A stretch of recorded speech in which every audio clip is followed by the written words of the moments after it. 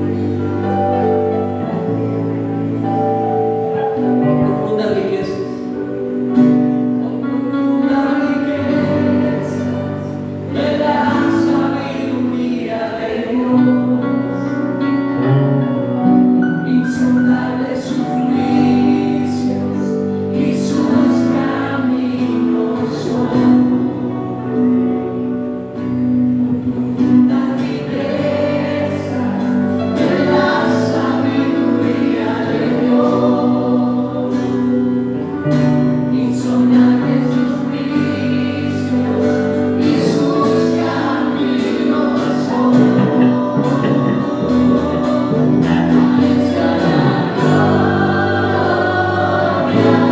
a Él sea la gloria.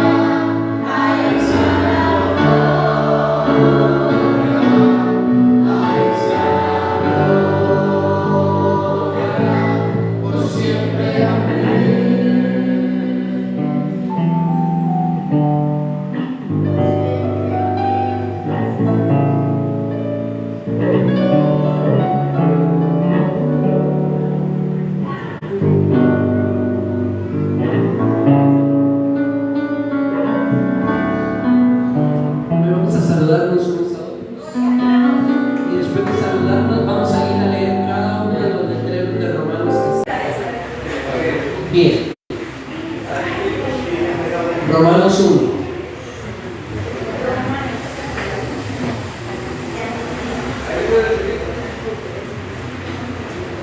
Espero que todos hayamos leído no una, sino muchas veces ese primer capítulo del libro de Romanos esta semana.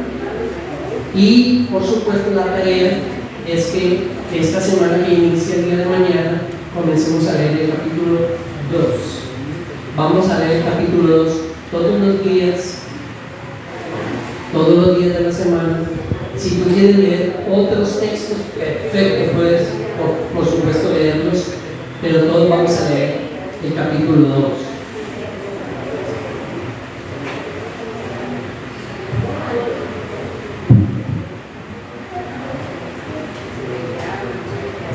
Oremos.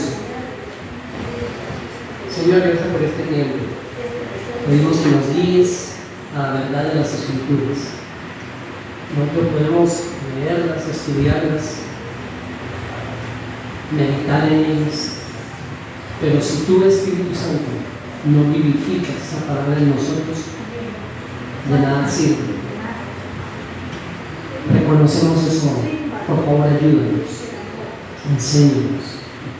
Gracias por Romanos 1, por esta carta que estamos escribiendo. Úsala en nuestras vidas, Señor. Amén. Bien.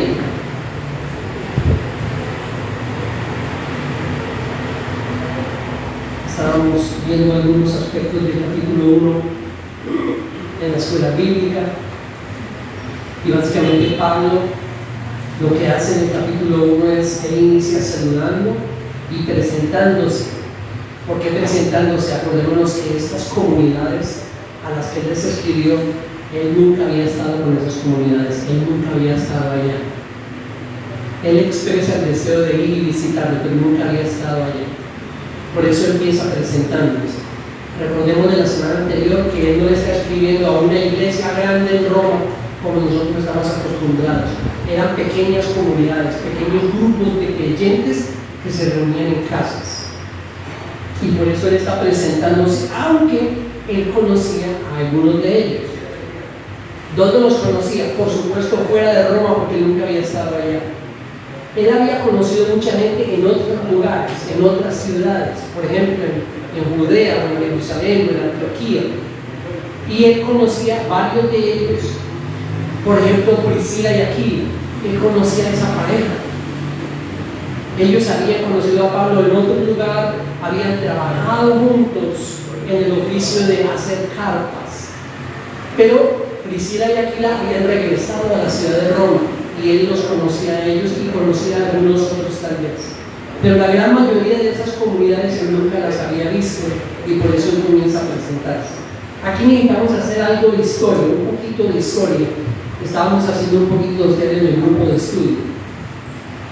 Esas comunidades de creyentes muy posiblemente nacieron cuando algunos de Roma fueron hasta la ciudad de Jerusalén el día de Pentecostés, Hechos capítulo 2. En Hechos 2 encontramos que por orden del Señor, por supuesto, por obra de él, Pedro se levanta y da un discurso evangelístico presentando a Jesús como el único Salvador. Algunos de los romanos estaban ahí, y ellos, después de escuchar a Pedro, se convirtieron y regresaron a Roma. Y muy posiblemente esos nuevos creyentes iniciaron esas nuevas comunidades de creyentes en la ciudad de Roma. Pero la gran mayoría de ellos eran judíos. De pronto había alguno que otro que no era judío, pero la gran mayoría judíos. Así que la iglesia original, los que comenzaron esas comunidades, la mayoría de ellos eran judíos.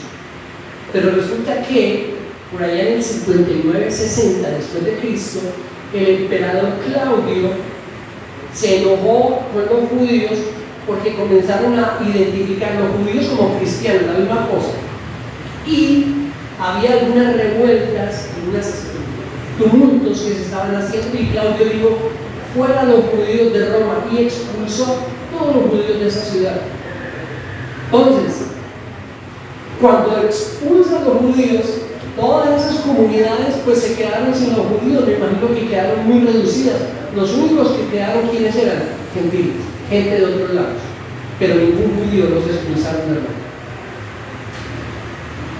¿Vamos bien hasta ahí?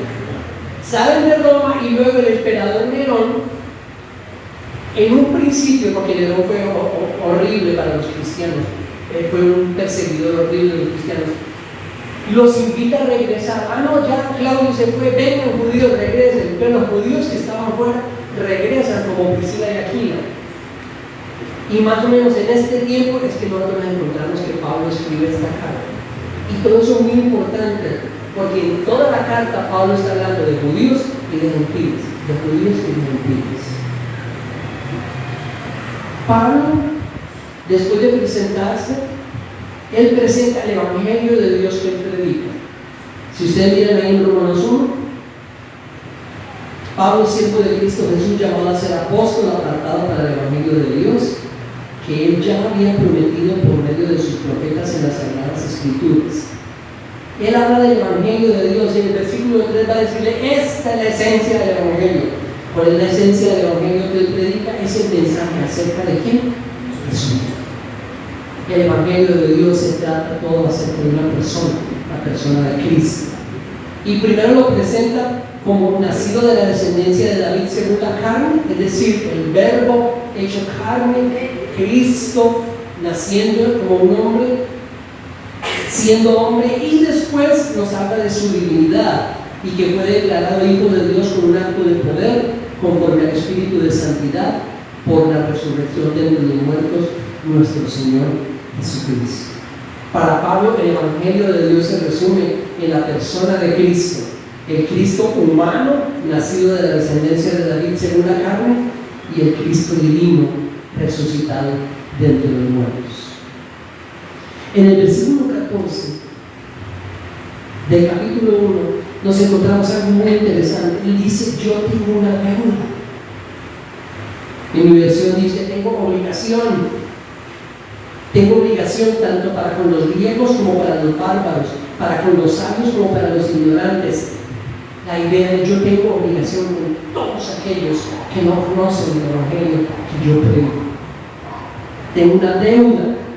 Él sentía que era deudor, ya que le había sido entregado, ya que lo que le había sido entregado por Dios debía ser entregado a otros.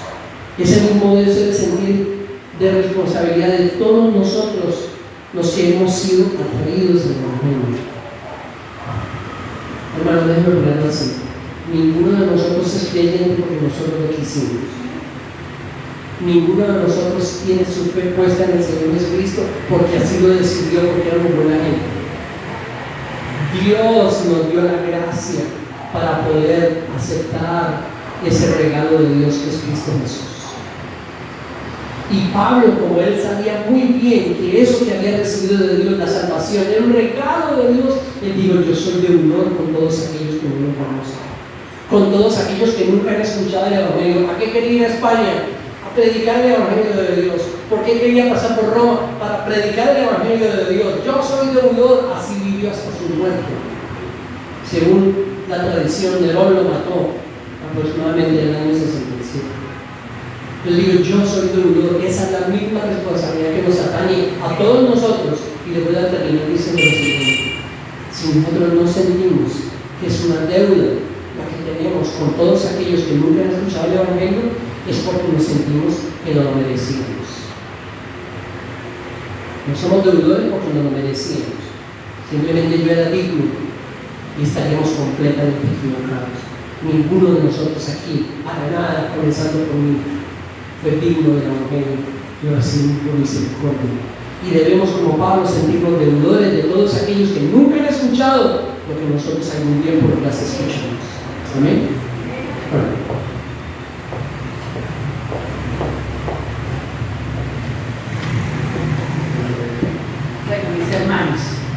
Entonces, siguiendo en ese orden de ideas, el versículo 16 y 17, el corazón del libro de Romanos, y yo diría que el corazón de la Biblia, dice así la Escritura: porque no me avergüenzo del Evangelio, pues es el poder de Dios para la salvación de todo el que cree, del judío primeramente y también del griego, porque en el Evangelio la justicia de Dios se revela por fe y para fe, como está escrito: el justo por la fe vivirá. Esta es la declaración, la verdad más transformadora que Dios ha puesto en nuestras manos. Esta es la dinamita que Dios nos ha dado para transformar vidas y para transformar el mundo. La iglesia en el primer siglo fue conocida como aquellos del camino que a donde iban volteaban completamente su mundo. Esa era la acusación que tenían los cristianos en ese primer siglo. Era tan fuerte, tan profunda la convicción de que ellos habían sido salvos por la gracia de Dios, que la salvación pertenecía solamente a Dios, que no había ningún mérito humano envuelto en eso, que eran deudores como Pablo, que como Martín estaba hablando acerca de Pablo, y a donde quiera que ellos iban, ellos establecían comunidades del libro fundamentadas en este principio y en esta verdad. El corazón del libro de Romanos es ese: el justo por la fe vivirá. Y es por la justicia de Dios que nos ha sido concedida, que nos ha sido dada por su gracia, como un regalo. Y como Martín lo dijo el domingo pasado, es un regalo que es gratuito para nosotros, pero que le costó la vida a nuestro Salvador. O sea que no lo tomemos por granted, decimos en inglés, valoremos ese sacrificio que hizo. La otra cosa, Pablo dice: porque no me avergüenzo del Evangelio. Si ustedes ven a lo largo de cada una de las epístolas que Pablo escribió y del recuerdo que se nos da de la vida de Pablo, un hombre que nunca fue intimidado. Al contrario, era un hombre que tenía un firme propósito y tenía solamente una meta: a donde yo esté, a donde el Señor me lleve, con quienes Dios me dé, aquellos que me rodean, a ellos yo tengo que llegar con el Evangelio, con las buenas nuevas de salvación. Me es absolutamente imprescindible llegar a ellos con las buenas nuevas, declarar y predicar una y otra vez a Cristo y a Él crucificado, a Cristo y a Él resucitado, a Cristo como nuestro corazón. Cristo es el centro del Evangelio, Cristo y su obra es la verdad que nos ha sido revelada a nosotros. Entonces Pablo nunca fue intimidado. Pablo no fue intimidado ni por los filósofos eminentes que se vieron en Atenas, no fue intimidado por los grandes doctores de la ley que se encontró en Corintios, tampoco por los fariseos que se encontró en el templo de Jerusalén. En ningún lugar a donde Pablo iba fue intimidado. Por el contrario, él sabía que todo lo que esos hombres profesaban, predicaban y decían al pueblo era solamente mentiras, basura, engaño. Pablo entendió que él tenía en sus manos la dinamita de Dios, porque ese es el Evangelio. Cuando Cristo es predicado, nosotros estamos diciendo que el Evangelio, la omnipotencia de Dios, está contenida en la palabra de la predicación. Por eso no depende de nosotros el que una persona llegue a conocerlo, depende de nuestra obediencia el que nosotros llevemos esa dinamita de Dios, porque esa dinamita de Dios es la que produce una explosión y cambia completamente el rumbo de una vida. Estamos hablando que cuando alguien entiende, le es predicado el Evangelio y entiende la verdad del Evangelio, y por la iluminación del Espíritu de Dios se da cuenta de que no depende nada de él, que todo es obra de Dios. A partir de ese momento, esa dinamita de Dios transformadora que llega a nuestras vidas a través del Espíritu de Dios morando en cada uno de nosotros, empieza a producir ¿qué? Primera instancia, un nuevo nacimiento. Ya no somos los mismos que vivimos los años atrás, somos una nueva creación en Cristo. Por eso es que Pablo declara en Gálatas: ya no vivo yo, quien vive es Cristo en mí. Y se inicia de ahí en adelante todo un proceso de transformación, y lo vamos a ir viendo en la carta de los Romanos.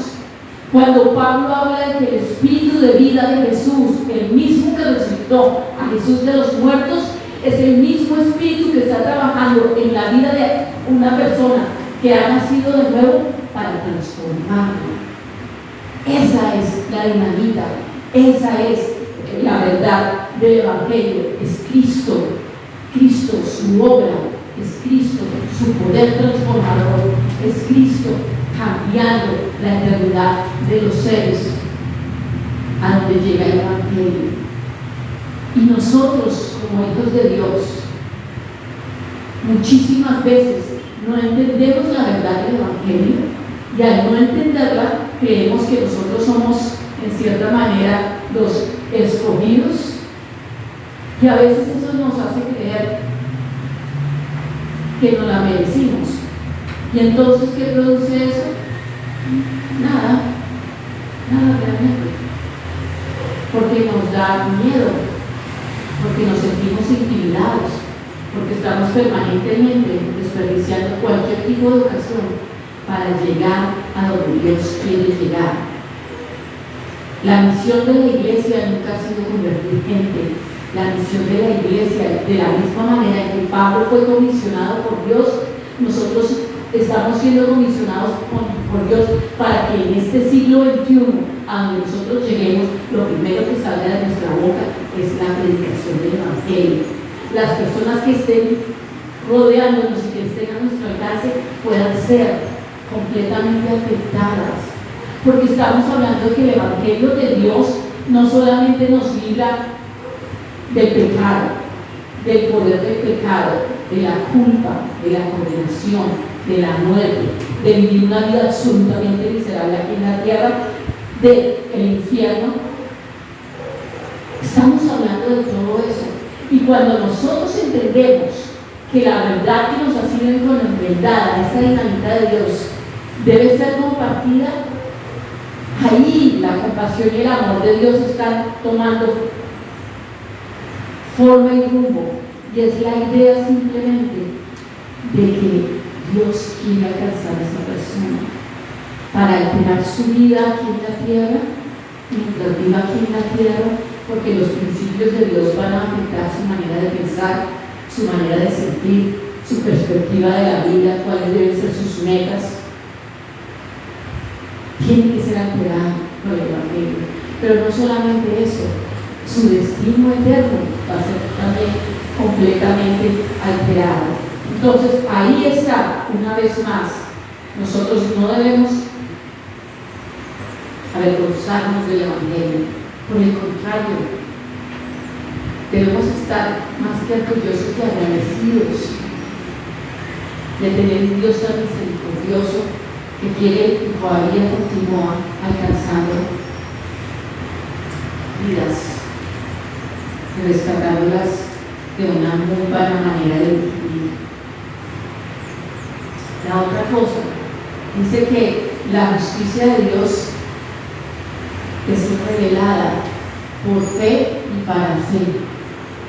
Antes de que el Evangelio apareciera, la justicia de Dios a través de la ley, que era lo que nos decía: estás condenado, fallaste, otra vez caíste, y otra vez, y siempre la ley nos apuntalaba para decirnos: estás muerto, no das la talla, estás destituido, estás condenado, todo el tiempo. Pero en el momento en que el Evangelio de Dios apareció, la justicia de Dios se reveló, no para condenación, sino para salvación, porque el Evangelio es: Jesucristo vino, tomó forma humana. Y quizás muchos de nosotros a veces no entendemos por qué fue necesario que Jesús viniera, por qué fue necesario que Jesús viviera entre nosotros 3 años, por qué fue necesario que Jesús muriera en una cruz. Porque Él se estaba revelando a nosotros. Él es la palabra del Evangelio. Él vino, se identificó completamente como uno de nosotros, y habiéndose identificado con cada uno de nosotros, recibió todo el peso de la ira de su Padre sobre Él, siendo santo, Él tomó nuestro pecado. Entonces, ¿cuál es la revelación de esa justicia de Dios? Que Cristo llevó sobre sí todo lo que me correspondía a mí: la ira, la muerte, la perdición, la culpa, un destino eterno, alejados completamente de Dios. Y ahí es donde se sienta. Por eso es que dice la Escritura que más el justo por lo que vivirá. Porque cuando nosotros predicamos el Evangelio, cuando nosotros llevamos, no hablamos ni de nombres humanos, ni de denominaciones, nada de eso forma parte del Evangelio. Lo único que nosotros estamos encomendados a llamar a la gente es al arrepentimiento y a colocar su fe en la obra de Cristo Jesús. Por eso es que nuestro llamado es: no mire a nuestra iglesia, no mire a nuestro pastor, no mire al hermanito que tiene usted al lado, mire a Cristo, y mire a Cristo crucificado. Y esa es la urgencia, esa es la urgencia. Yo no sé si tú te has dado cuenta, pero yo les he comentado a varios: cada vez que abro el noticiero, cada vez más rápido me quiero ir de este mundo, porque la maldad se sigue multiplicando de una manera terrible. Por donde uno abre los ojos, uno la ve. Y ahí es donde nosotros estamos llamados a ser sal y a ser luz, a llevar ese evangelio, y como Martín decía, a sentirnos deudores, a invitar a la gente a que conozca. El único mensaje que nosotros tenemos es el más valioso, y es el mensaje de Jesucristo y a Él crucificado. Quería contarles algo que pasó esta semana. El día de mi cumpleaños estábamos en Bucaramanga y Martín me había invitado a comer. Nos fuimos a un restaurante que a mí me gusta mucho. Ya habíamos terminado y estábamos casi a punto de levantarnos cuando la chica, había una parejita de novios en la mesa de al lado. Cuando la chica empezó, pero yo al principio yo no entendía qué era lo que estaba pasando. Pero ¿saben qué fue lo que pasó? El muchacho entró en arresto cardíaco. Cuando nos dimos cuenta, Martín saltó y empezó a hacerle la maniobra de la resucitación, y como 3 veces casi nos va. Estaba su pupila completamente vidriosa, que se llama William. Ahí estaba. Y la angustia era tremenda, era su vida la que estaba ahí jugando. Llegaron del restaurante, le pusieron el monitor de oxígeno, no estaba saturando bien. Ella le había dicho a su novia que tenía dolor de pecho, y fue cuando se fue. Bueno, no sabíamos, pero creíamos que era corazón, y Martín puso como 2 o 3 veces la maniobra de resucitación, y el muchacho al final empezó a toser y bueno, no se pudo sentar. Le dije yo después a Martín, ya llegaron los paramédicos y todo, y le dije a Martín: es increíble lo que es el valor de la vida. En ese momento yo no pensé ni en mi cartera, ni en los carteles, ni en la tarjeta de crédito, ni en la plata que llevábamos ahí, ni en el pase, yo no pensé en nada de eso. Todo eso, el teléfono y todo quedó ahí tirado en el asiento. ¿Por qué? Porque el valor de una vida es no cotizable, digámoslo así. Y creo que el hecho de que nosotros tengamos en nuestras manos la predicación del Evangelio, y que veamos que como William ese día estaba muriendo y no hagamos nada,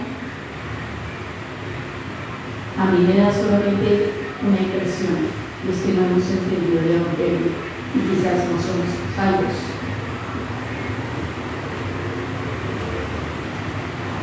Entonces, mis hermanos, continuemos haciendo la tarea.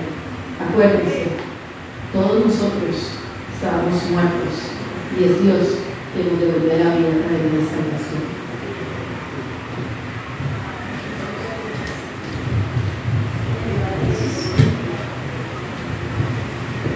Bien, hermanos, déjenme terminar con esto. Los primeros 3 capítulos Acuérdense de la línea de pensamiento, que es muy importante cuando estamos estudiando una carta como esta. Lo que él pretende hacer es llegar al capítulo 3 para convencernos a todos, a ellos y a nosotros, de que estamos muertos. Por cuanto todos pecaron, están destituidos de la gloria de Dios. No alcanzan la gloria de Dios, dice el original. Y lo que él está haciendo en el capítulo 1 es hablar de la gloria de los gentiles, diciendo que ustedes están muertos. Lo que va a hacer en el 2 es decir a los judíos, ustedes igualitos están muertos. Sin Cristo, tanto los unos como los otros estamos perdidos, no nada que podamos hacer. Y en la última parte de la carta, del versículo 18 en adelante, él dice: porque la ira de Dios se revela desde el cielo contra toda impiedad e injusticia de los hombres, que con injusticia restringen la verdad. Pero lo que se conoce acerca de Dios es evidente dentro de ellos, pues Dios se lo hizo evidente. Porque desde la creación del mundo, sus atributos invisibles, su eterno poder y divinidad, se han visto con toda claridad, siendo entendidos por medio de lo creado, de manera que ellos no tienen excusa. Pues aunque conocían a Dios, no lo honraron como a Dios ni le dieron gracias, sino que se hicieron vanos en sus razonamientos y su necio corazón fue entenebrecido. Profesando ser sabios, se volvieron necios y cambiaron la gloria de Dios incorruptible por una imagen en forma de hombre corruptible, de aves, de cuadrúpedos y de reptiles. Por lo cual Dios nos entregó en 3 ocasiones para hacer lo mismo. 24, Dios nos entregó ¿a qué? A la impureza en la lujuria de sus corazones, de modo que deshonraron entre sí sus propios cuerpos, porque ellos cambiaron la verdad de Dios por la mentira y adoraron y sirvieron a la criatura en lugar del Creador, quien es bendito por los siglos de los siglos. Amén. Por esa razón, segunda vez, Dios nos entregó ¿a qué? A pasiones degradantes, porque sus mujeres cambiaron la pulsión natural por la que es contra la naturaleza. De la misma manera, también los hombres, abandonando el uso natural de la mujer, se encendieron en su lujuria unos con otros, cometiendo hechos vergonzosos hombres con hombres y recibiendo en sí mismos el castigo correspondiente a su extravío. Y así como ellos no tuvieron a bien reconocer a Dios, tercera ocasión, ¿Dios nos qué?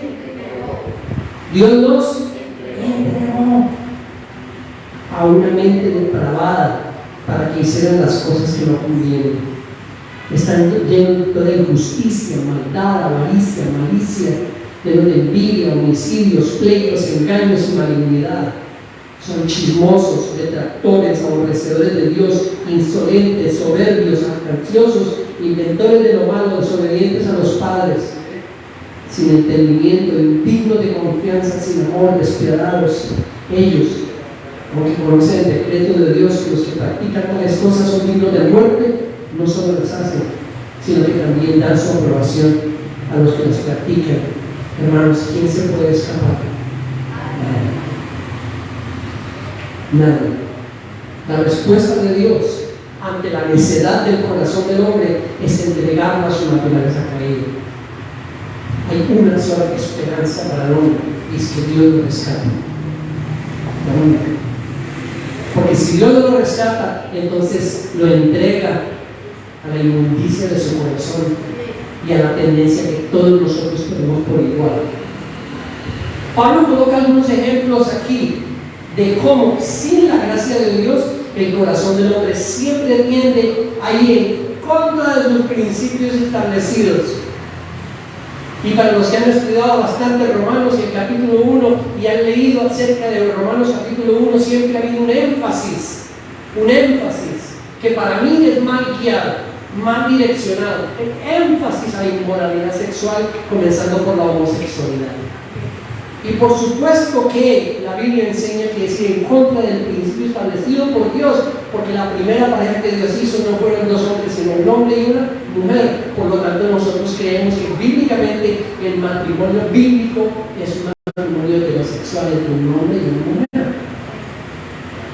Pero hermanos, en la misma lista, en la misma condición que Pablo habla de la homosexualidad, habla del chisme. ¿No? ¿Estoy yo mal? Él habla de los chismosos, de los detractores. Él habla de los jactanciosos, de los soberbios, de los desobedientes a los padres. Y básicamente Pablo dice, todas estas expresiones de nuestra naturaleza, todas por igual van en contra de los principios que Dios estableció. Entonces, por supuesto que él habla en un principio de la inmoralidad sexual y específicamente menciona la homosexualidad, pero a los tesalonicenses les digo, la voluntad de Dios es vuestra salvación.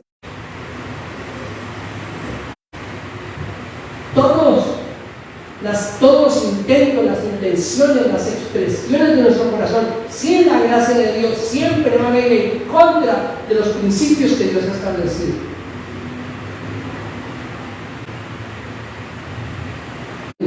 Se los aconsejo. Y déjenme terminar. Hay una sola forma, como le dije, una sola esperanza para el hombre, y es que Dios nos rescate. Porque terminando el capítulo 1, todos nosotros estamos muertos sin la gracia de Dios. Y si estamos hoy aquí compartiendo Romanos 1, no es por nosotros, sino porque Dios nos ha rescatado. Y por lo tanto somos deudores. Deudores a los que nunca han escuchado el evangelio de la gracia de Dios. El único que puede cada día sostenernos es Él y librarnos de nuestro corazón y de nuestras tendencias pecaminosas. Solo su gracia. Juan mencionaba la dinamita porque cuando Pablo dice en el versículo 16, el evangelio es poder de Dios, esa palabra poder en el original griego es la palabra dunamis, y es de donde viene nuestra palabra dinamita. Poder de Dios para trastornar, o mejor, para enderezar todo nuestro torcido caminar y las intenciones de nuestro corazón. Espero que esta semana podamos leer el capítulo 2 todos los días y prepararnos para meditar en él juntos la próxima semana. Por ahora demos gracias al Señor. Señor, gracias por tu palabra, gracias por Romanos 1. Gracias por rescatarnos. No hubo, ni hay, ni habrá nada en nosotros que pueda ser agradable delante de Dios. Por eso gracias porque Pablo proclama el Evangelio. Cristo humano, Cristo divino. Él es nuestra única esperanza y en Él tú nos has rescatado, Señor, y estamos agradecidos. Pero una cosa más te pedimos: coloca en nuestro corazón escribimos en ti. Somos deudores a los que nunca hemos escuchado. Somos deudores a los que nunca se les enseñado. Jamás lo recibimos porque lo merecimos. Por lo tanto, somos deudores. Amén. ¿Ya saben cuál es la tarea? Leer Romanos capítulo 2, estudiar Romanos capítulo 2, meditar en Romanos capítulo 2 esta semana. ¿Cuántos faltan por anotarse para la rifa del pollo? Bien, entonces, para los que no lo escucharon, no se preocupen por la rifa porque el pollo era creyente. Así que no se preocupen y antes de que puedan pasar a inscribirse, Víctor viene para orar por las ofrendas y vamos a recoger las ofrendas. Y después de eso, entonces vamos a seguir con la rifa de pollo. Marina va a orar con nosotros.